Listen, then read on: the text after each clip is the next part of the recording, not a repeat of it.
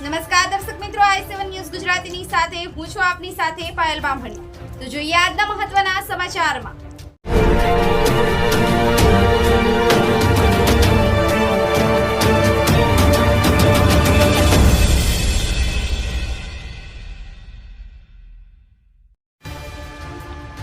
દાહોદ જિલ્લાના સિંગવડ તાલુકામાં રાજાભૈયા bright school Singvad ખાતે આજરોજ શિક્ષક દિનની ઉજવણી કરવામાં આવી હતી। વિદ્યાર્થીઓમાં ખૂબ ઉત્સાહ જોવા મળ્યો હતો।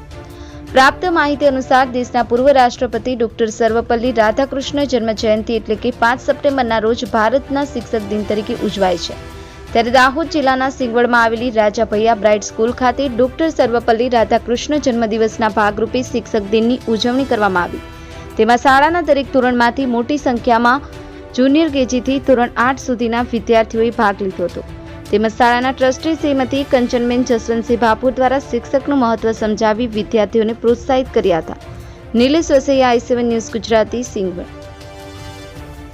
આજ રોજ શિક્ષક દિન નિમિત્તે રાજાભૈયા બ્રાઇટ સ્કૂલમાં શિક્ષક દિવસની ઉજવણી કરવામાં આવી હતી।